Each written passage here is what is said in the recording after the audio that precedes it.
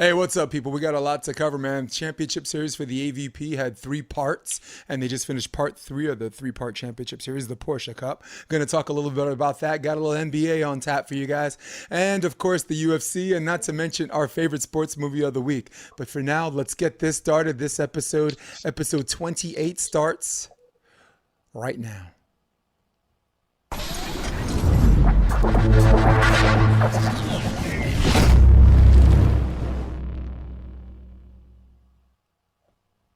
Guess who's back? Back again. Guess who's back? Guess who's back? Guess who's back? Guess who's back?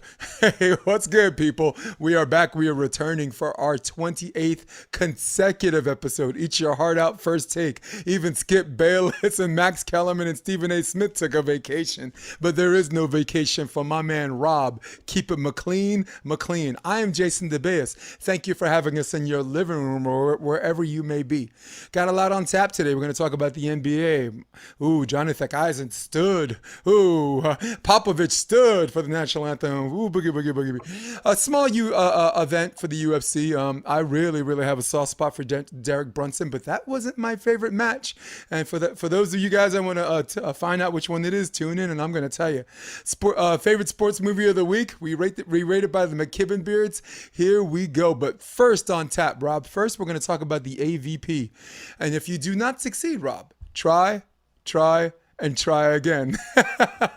Get one of those 3 tries. Make his last name Bourne. Equip him with a Trevor, whose last name is actually Crab. And they have secured first place, unseating Phil and Nick, breaking Phil and Nick's 2-match winning streak, 2-tournament win streak.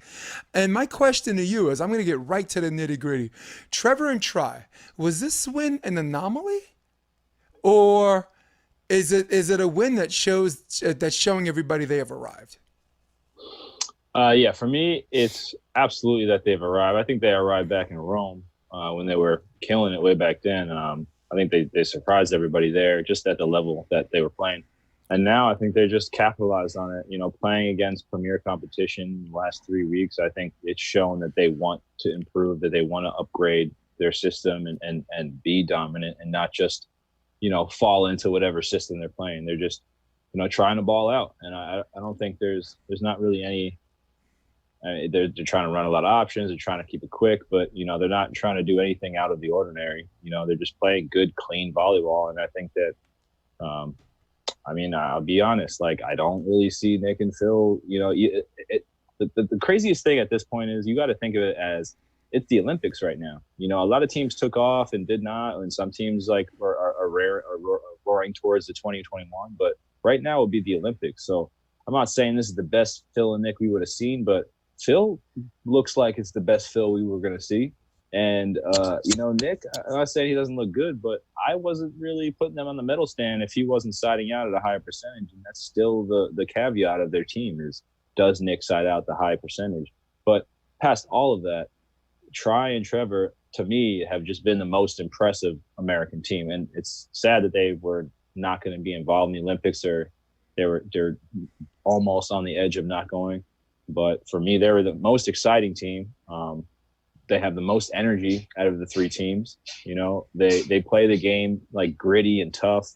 It may not be the prettiest all the time, but they do.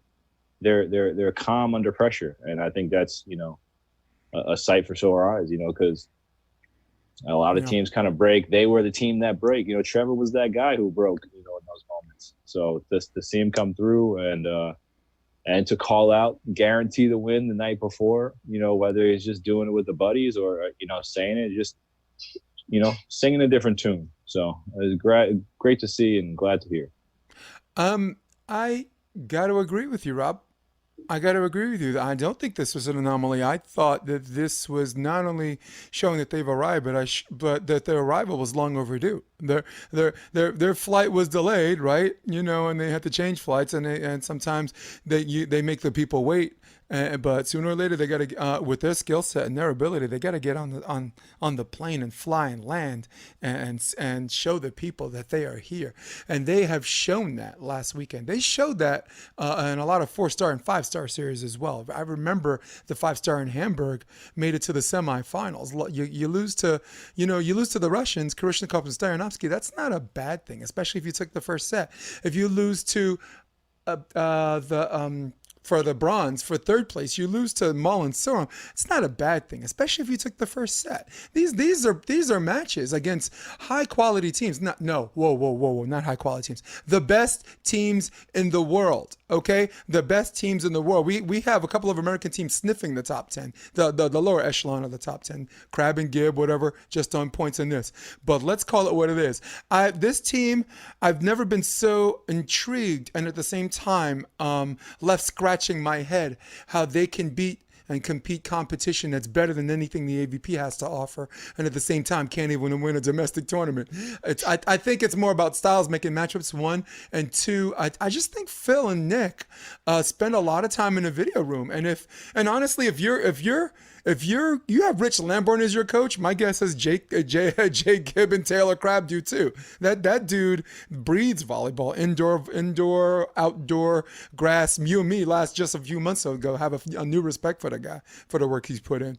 But to answer the question, I mean, I'm just repeating what you said. They have arrived, and I'm so glad because there are teams that move the volleyball needle where they generate interest of the fans who don't play the sport, and there are some people that don't, but their dominance and their consistency forces people's eyes, like Phil Dalhouser. Don't think he's a particularly interesting person. Sorry, Phil, you're not. I saw you on the podcast though, but it's you either do it through sheer dominance of will, right, Misty May. I think she's interesting, but not particularly interesting. Kerry Walsh is, but they got the personality. Everybody loves Triborn. He's dazzling. The man jumps set. He jump serves. His crossbody cutback on a line is like you can jump into it and still miss it. He sees the court. He's dynamic. Trevor Crabb is like Taylor Crabb on steroids. Okay. You know what? Let's take Taylor Crabb. Let's pump him up a little bit, man. And actually, if you can, let's make him a little taller. Got Trevor. Big up to Taylor Crabb, who's also an interesting player, but I've always found his brother more intriguing than him with respect to Taylor, who's as far as people arriving is concerned, right? We can say the same thing about him. And Jay Gibbs, like his general nutrition, has given him an opportunity to reinvent his game. Phil and Nick are always dominant in the beginning of seasons. So in light of the fact there's a 3-cup series, we kind of knew, we weren't surprised that they won the first 2, but we were kind of expecting anyone whose last name was Crabb to sneak in and take that third one. Yeah, I mean, 2 things with that. One, I would have to say, like, the coaching. I think the coaching, because Rich Lamborn, I believe he coaches Jake and Taylor, yeah. But Phil and Nick are coached by, and I'm forgetting his name right now. I know, it's so terrible. He's one of my favorite defenders when he was playing. Yeah. It's like Jace something. Lucky. It's a J. Lucky. Yeah. Jason Lucky. There you go. And he's an indoor men's team. That's why I remember. Right, but again, a great defensive-minded player. Really smart guy. I'm not saying that it's not the right choice, but you have behind Trevor and Tri, a Jose Loyola, Leandro. Like, these guys are Olympic level coaches. I'm not saying those guys aren't, but have won on an Olympic level in a whole different country. And I think there are differences between practice coaches, play coaches, like in-game coaches, situational coaches, right? There's just a lot of different types of coaches. So I'm not trying to say anybody is not great or it is great, but clearly some teams are making big jumps and big leaps in the style of play and how their game can be efficient around the things that they're great at. And I think I really do start to see it in the last week or so from Phil and Nick with all the options, with Phil jump serving. I know it's the time off, but it's just the idea that that's what that team needs to be successful. You can't just be float serving and expect to get the type of defensive plays you get. No, not when Miles Parchain's gonna jump set on you, and Right. It's just Loomis is gonna blow you up on an open net. right. It's too creative now. Hmm. It's just, or people are too big. The ball's going too fast. Like, you need to have a little bit of service pressure. But the thing with Trevor and Tri, though, is their coaching style is perfect for their game style. It's perfect for the type of players they are, where they're both tweeners, not really a blocker, not really a defender, but they're kind of both. It's just perfect ball control, keep the ball in play, run around a lot, make moves on defense. Like, the Brazilian system is made for those two guys to play. It is. And I just feel like that, whether it's the practicing, the in-game conversation, that was the biggest X factor in that game. Because I felt like Trevor and Tri, they were always confident, always on it, always trying to push the narrative, even if they were down, even if they were up.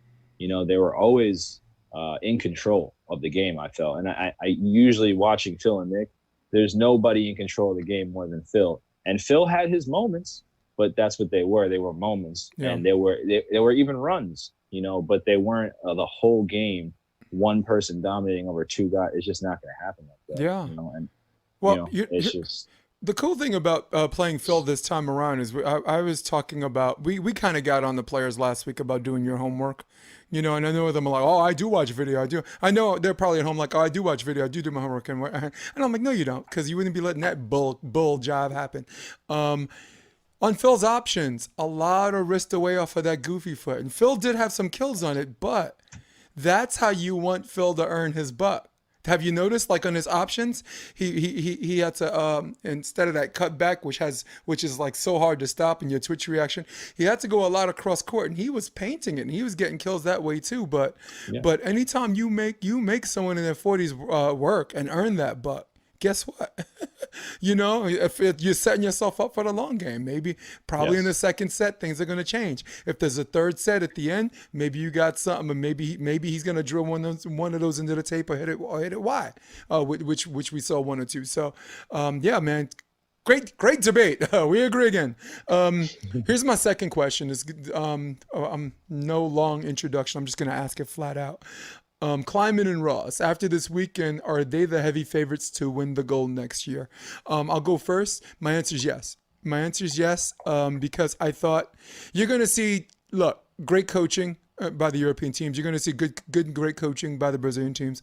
And you're going to see these anomalies, I'm going to use the word again, where the wheels come off and you'll see Kleinman and Ross lose 2-0 to a team that you didn't see coming. Like, if you remember the Czechs last year, I think that was Rome.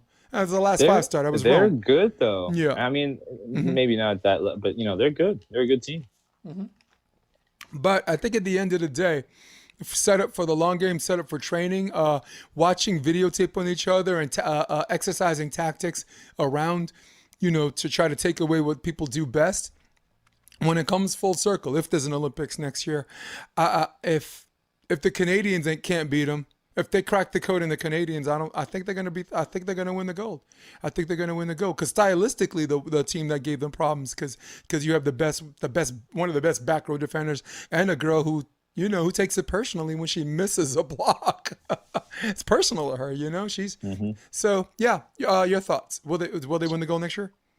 Are they the favorites off of beating, the small? Because again, this is a pretty small grouping, and most of the women AVP, no offense to them, but this is just kind of what it is. Yeah. Most of them are 3-star and down. So it's not as highly competitive, for the entire tournament. Yeah. U.S.'s second place team, right, is like. But saying that's still, they're still in great condition for a finals game. And I really do think we get to see that, where we get to see jump serves every time. We get to see big swings, long rallies, because, they have that energy. So, different game, but breaking it down, I feel that the Canadians have kind of hit that reset, going back into another year-long process into getting ready for the Olympics. Because just watching them before play and then watching them now, they play the same brand of ball, but it takes a lot. I don't know why it feels like this, but to me, it feels like it takes a lot of confidence and a lot of want to for them to just do their system, because there's Right. not really a lot of option plays. There's not really a lot of, it's really 1, 2, 3 ball, make the right choice, Yeah. make the right move. And with And a then it's a lot lefty of too. hustle, I a lot of mean, yeah. long rallies. Yeah, with the lefty, maybe take a little bit more of the court. This one girl gets served, and Melissa gets served a lot.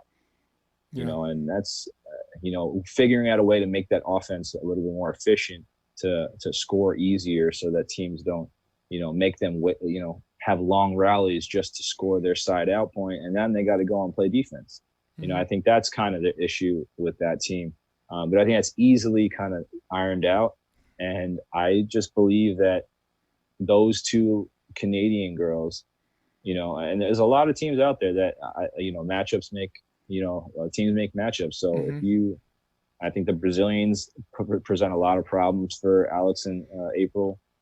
But if we're just talking about those two teams, who kind of usually comes down to a lot of the time, I just feel that there's a higher IQ, beach IQ, as well as just like entrusting and knowing that they have a system, that they want to do a certain thing, and they're on the same page so much, as Mm-hmm. opposed to maybe one person kind of dragging the other person along, like, hey, you got to do this, and kind of teach them on the go. I still think that's where April and Alex are, and I don't think that'll really ever leave Alex's career, because it took her so No. long to get onto the beach, No. And you know what? in I a think high competitive level. and like her rapid ascensions gained so much attention. I think people forget the fact that April's level of consistency has remained savage. So I actually would like to take the time.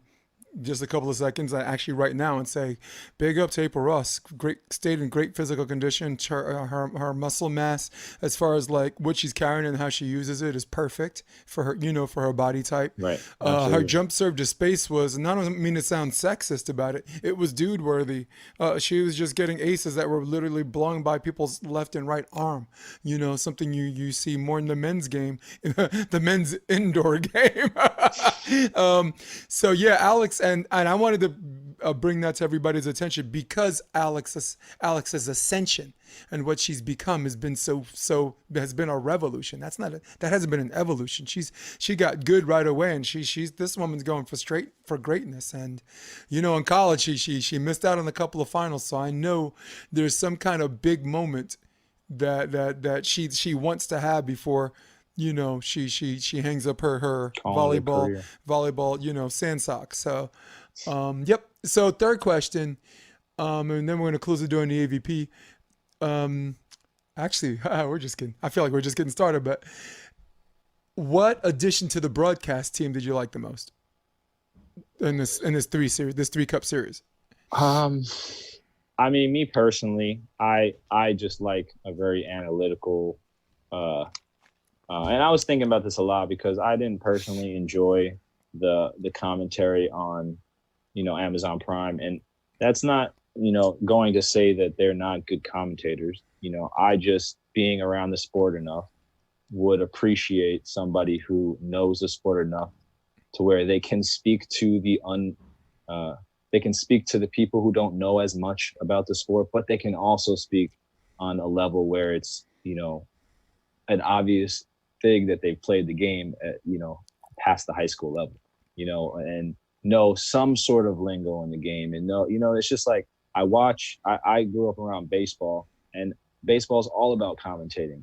Basketball Yeah. back in the day was all about real commentating, like real play by play, and giving stats, and understanding, and not just saying what you see, Mm-hmm. but showing, being able to speak to people like you're on the radio. That's where Yeah. commentating really Like came even from. Phil So, Rizzuto, even in his old age, knew numbers. He knew right, numbers, and he knew right. figures, and he knew what as far as seeing the future, man, he knew like what was gonna come. Expect a fastball here, 1 or 2 pitches later, fastball, boom, outside corner. I mean, I loved listening to him. I wasn't just about having an old man go, "Holy cow," so, Exactly, exactly. so, But yeah, yeah, I love Jeff. I like Jeff Alcina, just because like he was really just on top of his thing.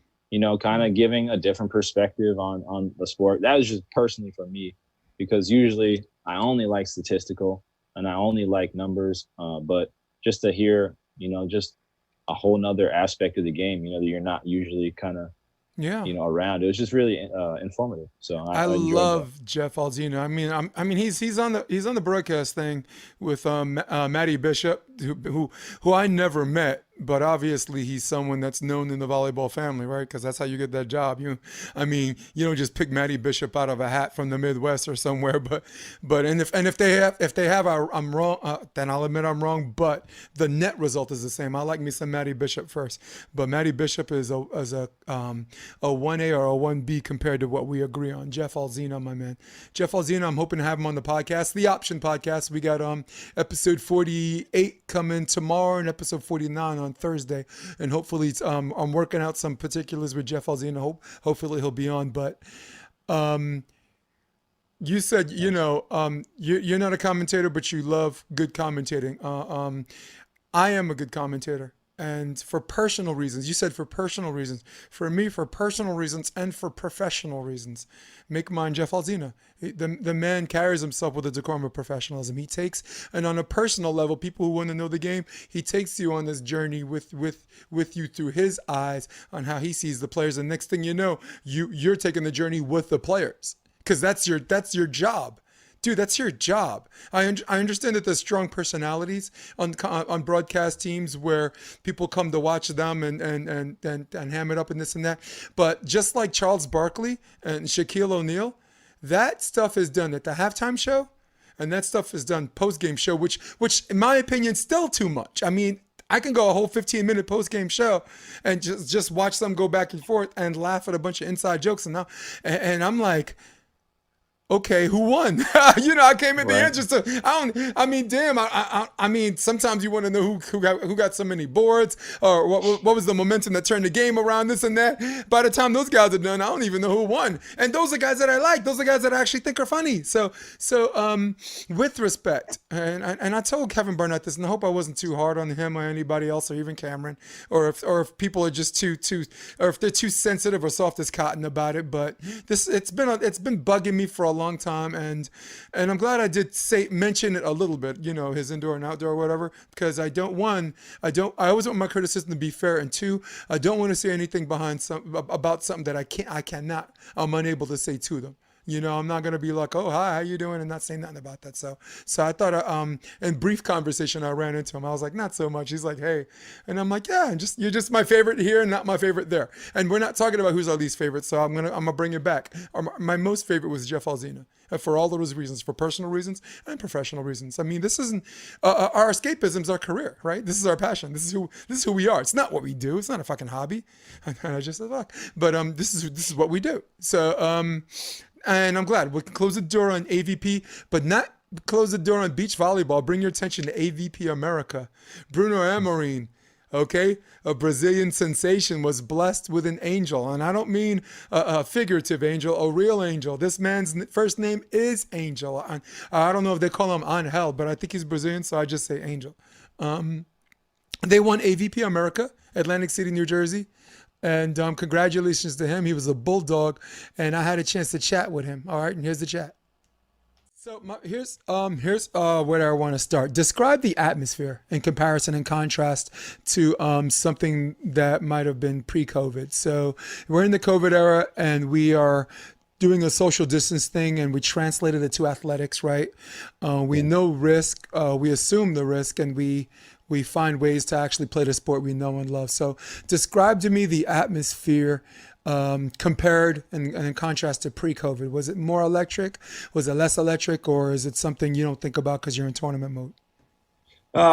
During the tournament, I don't even think about it. Of course, preparing for the tournament, and on the way there, there's definitely something for you to think about it. What you should be doing out there or you shouldn't be doing. But when you get to playing time, you start, you warm up for the first match of the day. That goes, it's not on my mind anymore. It's one focus, one mission, just try to be the best version of ourselves during the tournament. Nice. Cool. Just give me one thing that you thought your partner did well. Your partner did a lot of things well, and so did you. But if you can say your partner did one thing that helped you guys enjoy tournament prosperity, what would it be? Dude, what I've loved the most about playing with Angel is his patience. You know, he's so calm, and I'm full speed, right? I'm Isn't full he? emotion. He never showed any sign of desperation or emotion. You know, after every single point, either if the point was our way or their way, he would come to me, relax, man, we're gonna get the next one. Relax, we're gonna get the next one. So that was pretty cool. There were never a terrible body language towards me or towards anybody else, and that was something that I really appreciate. You know, this past weekend, besides winning, Nice. of course. God, So it was pretty cool. he seems like such a great player to play with. Like he's not too emotionally high or low, and that's like the ideal partner to play with, right? I mean, you played with all kinds of partners. You played with people who don't say anything. You've played with hotheads. Where's Oz? Fiery Cubano. So cool. What's one thing that you thought you could have done a little bit better, and that you'd like to do a little bit better going into into future tournaments? Oh, everything, man. I was so glad that I got served, most of the tournament, because one of my complaints lately is like, man, I'm not getting served. I'm not getting served. I'm being a setter. So that was a little bit frustrating for me going to this tournament. And when we got there, we played our first match against the local kids, Jake's little bro. Yeah. And when it went down to play against my indie boys, the guys that I trained here in Indianapolis, they served the entire game one. And I was like, thank you, man. Thank you for serving me. Just want to get better. And they were laughing. They were cracking up. We beat them like 21-13 or something like that. And game 2, they went back to Angel. But after that, everybody served there. They attacked me, left, right, short, and deep. And, I was able to control my pass. That's one of my issues. Yeah. Playing each. And I was able to deliver, Nice. Angel. Give me. He helped a lot. All right, cool. Bruno, give me something about your pass on serve receive that you want to do a little bit better. Whether it's straight and simple, whether it's one move to the ball, or whether it's watching servers toss in contact. What's one thing about serve receive you want to get a little bit better at? Creating space. Creating space between my platform and my body. Every time I get served, I'm so concerned that the indoor style just to get the ball up in the air and take my first step of my approach. So I just need to pass the ball first, create a space, get my feet to the ball, then think about the next action. Excellent. That's one that I'm trying to work the most on it. Man. Yeah. John Mayer calls it creating a string. I've never heard that term used before, but I worked with him for 1 year, and now I'm using it all the time, and no one knows what the hell I'm talking about. Right. Last question. At what point did you tell yourself, we're probably going to win this tournament? Was there a particular point in the tournament as you gained momentum and as you guys were in your zone that you were like, we're winning this. We're winning this whole freaking thing. Thursday night. I was having dinner with my buddies from Indianapolis. They went to play too. And they asked me the question, who do you think is going to win this thing? I said, do I include myself in this one or not? He's like, no. So I named Rafi and Dentler, Cody and John Ferrara, Adam Roberts and Ian. Yeah. Jeff Samuels and Vandermeer. They could be a really threat for the storm. Yeah, him and they got some chemistry. Yep. Okay. Yeah. Beside Schwingle and Canoli, they're a good team too. And I said, but we're gonna win the whole thing. We're gonna go all the way, man. Just get that feeling that one day is gonna be my day, and now is the day. I love that championships mentality, man. I like it. The day I stepped on the court, that's when I thought I was gonna win, and I like it because if you're not there to be the champion, why are you there, right? So I get that. Yo, Bruno Amorim, you are the man. Thank you so much. I'm logging. Thank you, man. Thank you for having me. I really appreciate what you do for our sport, man. Yo, you guys are. You too, man. Awesome. You too. Thank you so much. That was Bruno Amorim in the house. Your reaction to him winning and also the kind of player as someone who's maybe run into him or seen him play live or have possibly even trained with him? Yeah, I think Bruno is the perfect example of professionalism, right? Like, he has obviously the physical tools. He's got a golden shoulder. He's basically a perfect because he played opposite for such a long time. It's just like give me the ball, I'm gonna put it away. So he's got he's a really he has all the good skills. It's like UFC. If you're a wrestler, you're on a really good base. He's got a really solid base. And the fact that he's talking about the right things to get better on. It's just offensively that's scary. He's a big guy on the net. And his jump serve. I was think that's the biggest thing because that's such a tool for him. But it's so different to do a jump serve on the beach than it is on the indoor. And but once you find that switch, it's basically just a little toss, snap it in, and have fun. But man, he puts so much pace on that ball, and then it just makes that so much easier to get up to the net. And, make people have to control that ball. Like he's very, very difficult. I was watching a couple games, watching him train a little bit. But yeah, just really good control, still trying to keep some of that power, not all of that, and just try to, rip that ball great. Yeah. And then kind of like what he was saying for Angel, where, and I think it might just be a cultural thing where, you just don't get too hot and too heavy all the time. Then, I'm just saying that. And then on the other side of that, I've seen some pretty hot Brazilians, just super hot headed. But other than that, I just think he's a fantastic person. All I see is great things from working out, playing volleyball, being with the family. He slimmed down too, man. Right? Slimmed down. I think he's really trying to, be about this volley game, his volley life. And, I think it's great for him. Yeah, it's also great for him to have someone like Angel as his partner, right? Because if you are a fiery guy, maybe you need someone that's not too high and not too low like Angel. He's good like that. Like a play that happened bad or a play that happened good, the body language is pretty much the same. He's cheerful. He's got like, okay, next play. All right, we're good, this and that. So at this point in Bruno's point in career, I thought Angel was a very good choice. And ask him what he's won, Johnny. He's won a match. Won a tournament. Cool. All right, hey, we move on to the NBA. All right, so the NBA. Quick question. Starting with a few games in. Were there any tell signs or any kind of strong hints that after watching a bunch of games the last 4 days that made you think someone was a heavy favorite to win the NBA championship this year or in this bubble season? In this shortened season, Mm-hmm. I'm not going to put too much faith into it, but I'll take the field on whoever is trying to tell me who's the favorite, because I think just from what I've seen, man, it's a toss up. I think the hardest thing about the NBA season is that you got to go through the first 82 games. You got to face teams that you'll never see in the playoffs, and you have to beat them somehow to be able to get into a higher position. Now it's just, hey, you gotta figure out how to beat each team. You're basically playing the playoffs right now. Everybody's playing basically preseason right now, and then it's going to go into like all the way into playoffs in game 30, 40. So it's just going to be pretty crazy. I don't know, man. I honestly I can't say particularly because I feel like there's so many teams that are going to look different come that 60 game time, with players coming back, with players getting lost to coronavirus. Like, honestly, I don't even know. Whoever has the most guys, that's what I got. Yeah. Well, before I give my answer, I want to give a shout out to my new team, the Brooklyn Nets.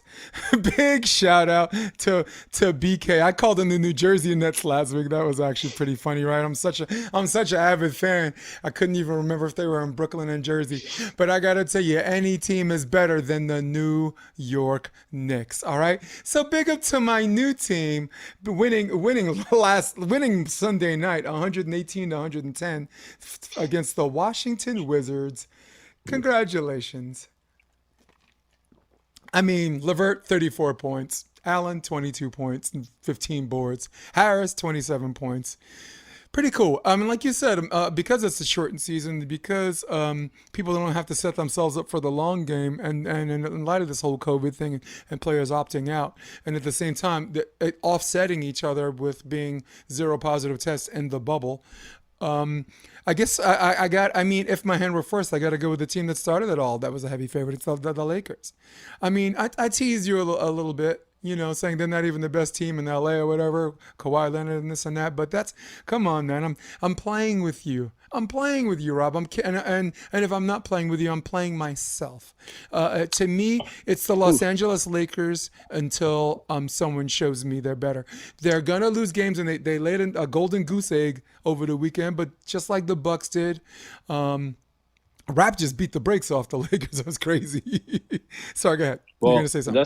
I just feel like maybe this, you know, this the styles of teams now that have a lot of players to put in to come out and to still make their system go around, kind of like what the Clippers were doing, kind of like what the Raptors did when Kawhi Leonard was there. They just had so many players with talent that you're still going to play a high level, and I think that's going to be a huge for the season because players are not necessarily ready to play regular season games right away.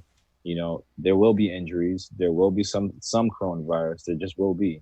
Yeah. Um, I mean, yeah, and that's always a matter of when, but yeah, so I man. think those teams that play by committee, Mhm. and still have, everybody's got to have a superstar to be successful. But the Clippers, man, that makes a lot of sense if they have all those players, or they have enough of the players that they have, they can make that damage. But then again, Houston Rockets, man, Yeah. all they have to do is put players on the court. They don't even Mhm. have to play defense anymore. Just rebound and shoot.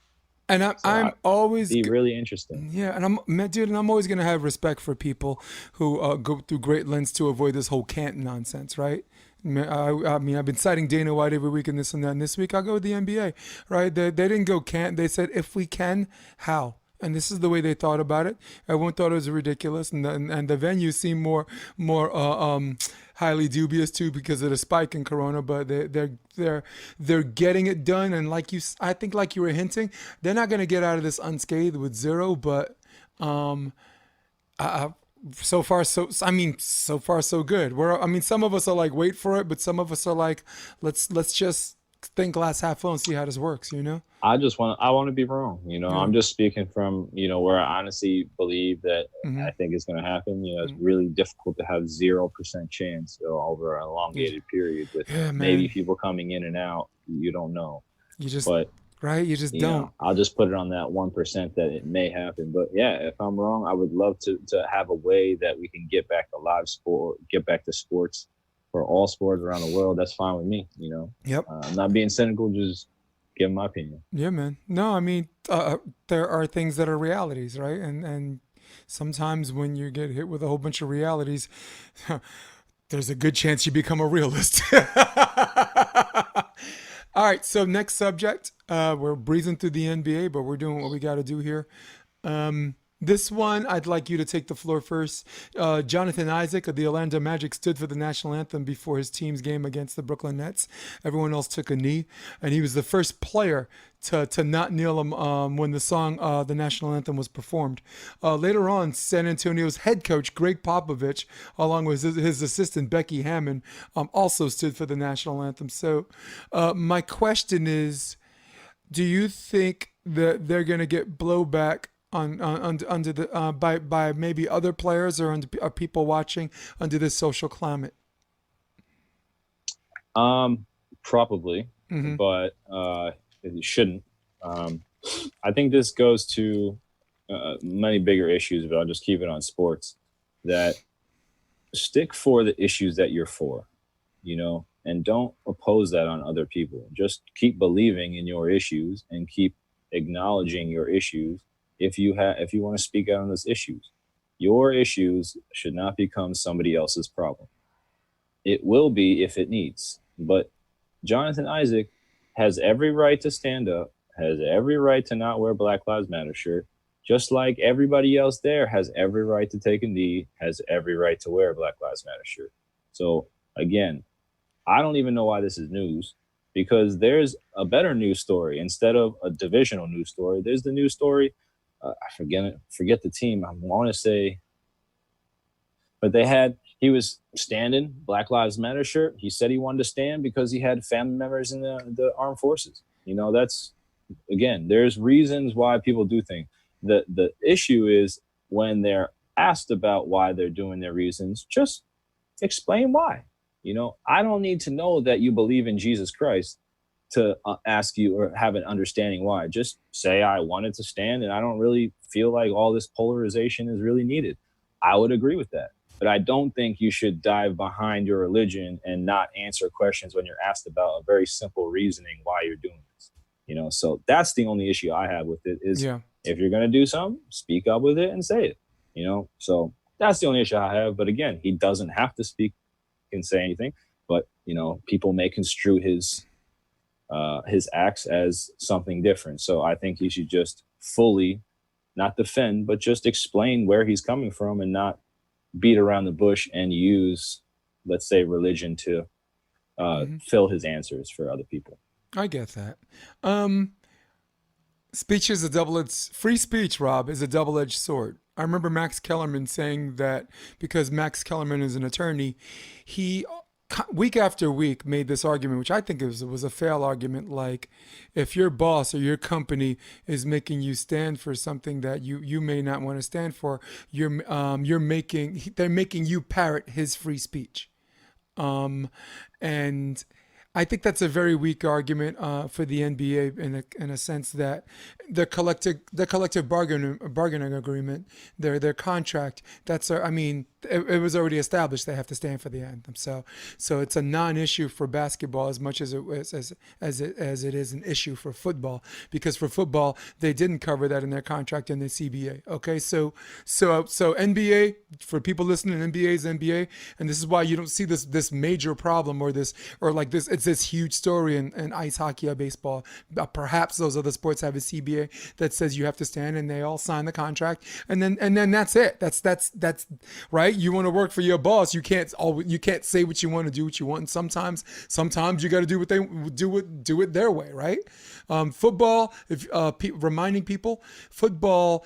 If you remember, people stayed in the locker room for the national anthem until 2009. Okay, people have no memory, dude. People have no long memory. People in football, people stayed in the locker room until the national anthem because they were announcing starting lineups. So the U.S. government paid the NFL $4.2 billion for them to stand out there for something. I'll shorten the sentence, Rob. Shorten the paragraph for paid patriotism. That is what it is. But if someone pays you to do that, that's called paid patriotism. Okay, so because it doesn't even matter if the person standing believes in anything or not. So this is completely different from Kaepernick. So.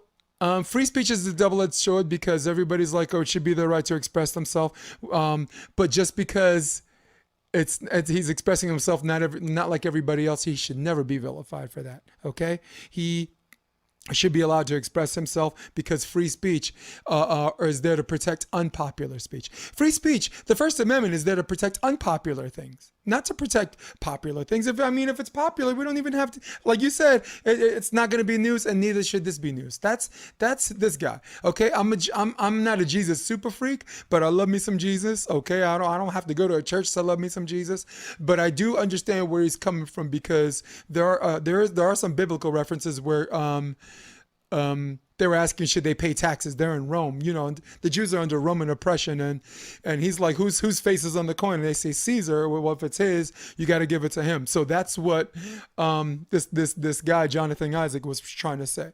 If you're in a place and you have to pay what's due, then you have to pay what's due. So that's where religion comes in, and that's where a lot of people were confused about it and all that. And they don't even have to read the Old Testament. Just go no further than the book of Matthew, people. Do some research before you criticize, okay?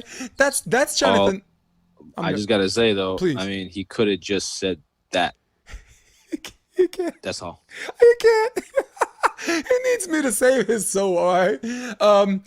Is it that hard that people you don't like? It's like so someone saying, "Oh, I said sorry, but I said it in Spanish." Do you understand what I said? Yeah. No, I didn't, because I don't speak Spanish. Yeah. Not a lot of people actually read scripture. I'm sorry. Like, that's what I'm saying. Is like, well, not knowing is free speech, where right? You're coming from. Don't say it's Apostles 2:18. I don't need to know that. I don't need to go into my Bible and find it out. This is your time. This is your platform to speak about your issues and what you want to talk about, right? But him being wrong about that is also free speech, right? Ignorance is not only bliss. Ignorance is not only bliss, Rob. It's constitutional. Totally. But that's all I'm saying, and where the outrage should be coming Right. from No is doubt. that he's hiding behind an answer that he could easily just say instead of just going into, the Bible spiel, Right. Yeah. honestly, because I read the Bible as well, but I could talk to somebody without reciting Bible verses. Right. Right? Yeah. So that's all I'm saying. It's just being a little bit human. And maybe he hasn't been on interviews like that in his life. He looked a little bit nervous. I get that. He looked a little green around the gills, didn't he? Yep, totally. So that's what I'm saying. No. I'm nothing wrong with him. I'm not shooting at him. He's doing what he does. He needs to keep rebounding because that's how he's going to stay on that Magic team. No doubt. But other than that, yeah, well, that shuts the door on him. And I mean, we don't need to slam the door or open the door all the way when it comes to Greg Popovich. Are they going to vilify Popovich for it? Let them try. Right. Let them try. Popovich. The funniest thing. Popovich is ex-military, okay? And anyone that served in the military, I served in the military. My father and my father before him and my father before him, all the way back, tracing roots all the way back to World War I. For people that want to know about the flag and not necessarily the national anthem, the flag, because people they get received opinions. This is not an opinion. This is a historical fact. The flag was a military guidon during the Civil War, representing a unit or a company or a battalion of soldiers that decided they wanted to use that symbol to fight oppression. This is so ironic. Someone kneels, someone stands and fights. So the reason why you have a lot of people who are star-spangled ex-military that choose to stand for it, they're not saying F all of you. They're saying it means something different to you. And I respect that, and I fought for the right for you to express yourself or whatever. But at the same time, free speech is a double-edged sword. That's their way of showing respect for something that was created that's supposed to represent something. So to those people, Rob, I just educated the masses here. It symbolizes hope, not success, not American prosperity, not making America great again, not that this country is great, has always been great, used to be great. None of those. No. It represents hope, a bastion of hope to commitments and ideals for autonomy, okay? And if that doesn't happen for everybody and you want to kneel, take a knee. But to some people that stand, they appreciate the ideal, not the fruits of the labor, not the success. We're always going to fail as a nation. Every nation's going to fail as a nation. So that is why people who served in the military stand. That's why Popovich stand. And it goes back to what I said from the beginning. Anyone who wants to come at him, let him try.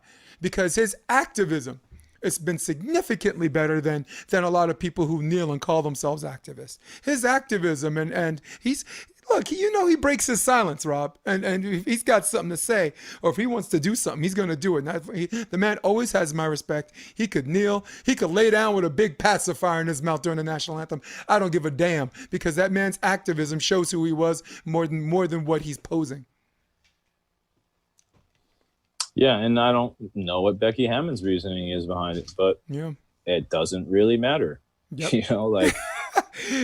I just really don't get, because a week ago it was, they get to put something other than their names on their jerseys, and then we're gonna get into that later. Yeah, but again, who cares, guys? Gosh, dang. Jeez. So let's briefly touch on UFC because we're honestly trying to make this a 50-minute show, but sometimes we get happy about stuff and sometimes we're just like, okay, we have to address this and whatever. UFC, Brunson against I can't even remember this kid's name. He's a Ronda Rousey. Shamadazan. Yes. Edmund Shamadazan or something. Yep. Yeah, Ronda Rousey. Pupil, protege. He's been part of their camp since he was 9 years old. He's kind of Is he related to that guy by any chance? Edmund Targaryen. I said Targaryen. Shamadazan. All right, we ain't trying no more Albanian names, my dude. But is the coach of Ronda Rousey related to that guy? Edmund, no. I do think they're both Albanian, maybe. Like Manny Kambirian, I thought him and Edmund were related. They're not. They're just part of a bunch of ruthless, savage, aggressive dudes. That can coach and win. I think Edmund has made a lot of mistakes, but he's still a good coach. This guy was undefeated. He was 11-0. So, but that wasn't my favorite match. My favorite match, Rob, was Vincent Luque against the Jamaican dude. I had his name Bobby Green, out of Queens, New York, Jamaica, Queens. Bobby Green, pretty good fighter, all around, submission, specialist, heavy hands. But Vincent Luque has been through some wars, and he was more than ready for this guy.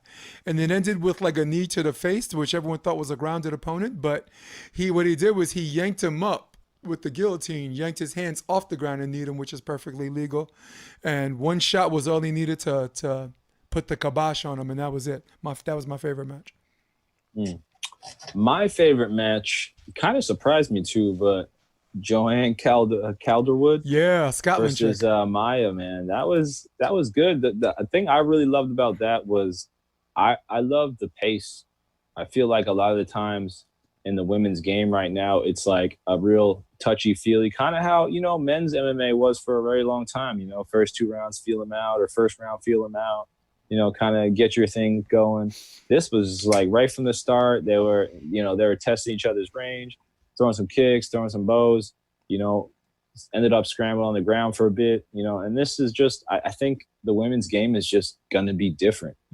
Everybody's like, oh, where's the knockout artist? We got our Amanda Nunes. We got, it's not the same, it's just, I think it's once, we have enough time to see what the women's game fully comes to. I think wrestling and the ground game and jiu-jitsu is going to be super, super effective in that game.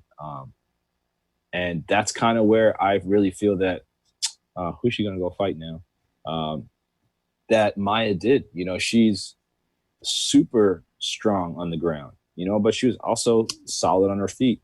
And once she was on the ground, and I see this in a lot of female fighters, just kind of lost, and not understanding how to kind of get into certain positions to either take advantage or to just be defensive and get out and stand up again and do what you're great at, So it was great on Maya. She looked aggressive from the bottom, trying to get her omoplata, and then rolled. I don't even know what collar will be doing. She rolled into a freaking straight arm bar. It was like So, but it was wonderful to see just like that activity on the ground. And that's what I feel like Jessica Andrade should be doing. Like, I don't need her to be strong too. Why does she choose to stand? That's what I'm saying. Like she wrestles people to the ground with the skill of jiu-jitsu. Like you need to, come on, coach. Let her Khabib people, Something, man. All right. So you heard the horn. So you know what time it is. It's time for good idea, bad idea. Let's see if I got my clock. All right, here we go. Yay. Rob, good idea, bad idea. 48 players opted out of the NFL season. Well, I think it's a good idea. Again, super high level of perspiration or transmission between football players. I don't know if they're going to have face shields on when they play, but it just seems like it's better off maybe not figuring out something better for this season, But the other side of it, they're getting paid if they actually need to not be there. They get paid a little bit more, and if they just choose to opt out, pay a little less. But it's good they're at least getting that paycheck and able to support their families. Yeah. Hey, Rob, got to agree. Good idea, right? I mean, listen, nobody's making everyone stay at home, but at the same time, nobody's making everyone leave their house, okay? There's no law that says you should have to leave your house. There are some people that know that we don't know everything about this. And if staying home's the way for them to go, stay home, opt out. Cool. Rob, good idea, bad idea. Butler forced to change his jersey because it had no name. I mean, bad idea because if he doesn't want to be known by nobody, let's just let him be not known. How about that? He's like, you claim the rest of your time here, Jay. Yeah, you can take this. Rob, look, I don't even know if it's a good idea or a bad idea. It's a silly question to even ask. I think maybe I was just running out of ideas. I don't know if it's a good idea or a bad idea because I told you before that people doing statements and social change statements on their jerseys was a slippery slope, right? And then we got into the whole thing where someone wasn't allowed to wear free Hong Kong, right? And then, it's already started. There's our slippery slope. And now this man's like, you know what? Nothing at all. This isn't the NBA season. This ain't a Black Lives Matter. This ain't free Hong Kong. In fact, I'm not even Butler anymore. WTF. It's the first good idea, bad idea. We didn't even give an answer, and I'm sorry. Nope, not It's doing all it. right. They're gonna have to miss me on this one. So, all right, that's it. That's it for good idea, bad idea. Let's switch. Sorry, let's switch like that. All right, Rob. So, what's my favorite sports movie recommendation of the week? Not for his favorite sports movie. Jason's sports movie recommendation of the week. I know you're expecting me to be like a little acute with it. You're expecting me to come up with some movie you guys have never seen before that I highly recommend. But I'm feeling lazy today as much as I'm feeling emotional and sentimental. So I'm going with Jerry Maguire. Show me the money. Show me the money. Do you like the black man, Jerry? I love the black man. Say I love black people. I love black people. Who's your motherfucker, Jerry? You're my motherfucker. That is my movie.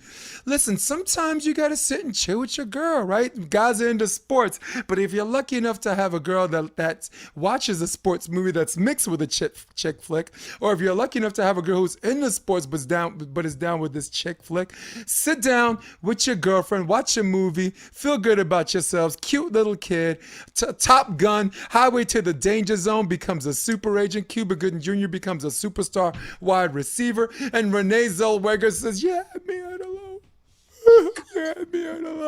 My movie of the week, sports movie of the week, Rob, that I give 4 McKibben beards to. Not 1, not 2, not 3, but 4 McKibben beards. Jerry Maguire. All right. Well, mine for this for this week, it's a movie that, like, when you watch a movie back in the day and it's like an all-time great, that for the rest of your life. It's hard when you watch a movie for the first time and it's a new movie and like it's amazing, but you're like, man, did I really just watch one of my favorite movies of all time? So this is a five McGibbon beer for sure. One of the most like canny. I mean, the idea that was put in place anyway by Billy Bean, if you know what I'm talking about, was just so revolutionary that literally all they had to do was make a movie of what happened. They didn't have to put in any extra stuff. All that craziness happened anyway because they changed the game of baseball, and the name is Moneyball.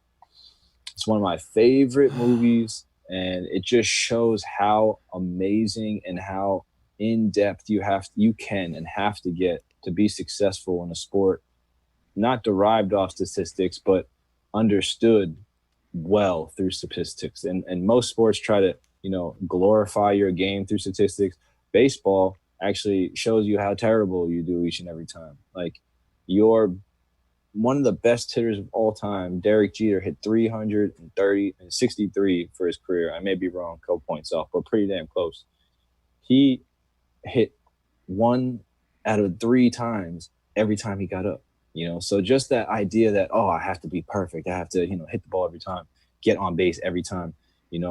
Statistically, it doesn't feel right. But those guys have to sift through that and understand how to melt the team together and make them successful. And this movie just shows you that a guy came in with an idea and a plan and changed the game, I think, of management and how all sports should be generally managed Brad from Pitt, the top right? down.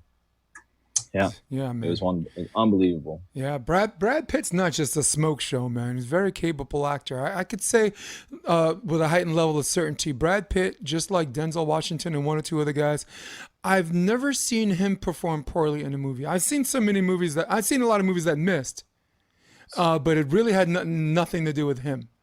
What was that movie he played in that was like he was a delivery guy? It was like some crazy. Oh my gosh, I can't remember. They'll message us. They'll message us. They'll Yeah, tell us. They're yeah. like, dude, y'all Oh should my know God. that. Oh, that's too I funny. usually have a ton of shout outs, but I'm not doing any of this week. You know, I mean, if there's no shout out to give, I'm not gonna give one, right? This is Sports Debate Tuesday, not Hot 97. All right, we got people for that. Okay, just give a little New York love. And I ended up giving a shout out, but yeah, no shout outs for me. Just I'm gonna say the same thing as Rob. I'm gonna beat him to the punch. Just stay sane, stay safe, be good out there, people. That's it, man. Same thing, Rob. Yes, sir. Same All right. deal. All right, cool, man. We wrapping up right here, man. This is a great episode, man. I love this episode because we got to talk about our wheelhouse, and I hope all of you appreciated this. Just covering what we talked about in the beginning, particularly in the AVP. Any volleyball people, email me, message me, post on this on iTunes or Spotify, post on this on YouTube under NY Varsity Sports. My Facebook handle, which is trending, also NY Varsity Sports. Come message us. Let us know what you think. Give us some feedback. Say we suck. Say we're great. But for now, for all of you at home, for all of you on your iPads on watching it wherever, for all of you on your iPhones online at Starbucks watching it, social distancing, but watching us at the same time, for all of you on your desktops, who rules the world? Old school. For everybody, I am Jason DeBias. That man is Rob McLean, and I speak for both of us when I say, we're out. Come check out the Option Podcast on optionvb.com. It's also available on iTunes and Spotify and on YouTube under the NY Varsity Sports handle. You're going to love what you hear.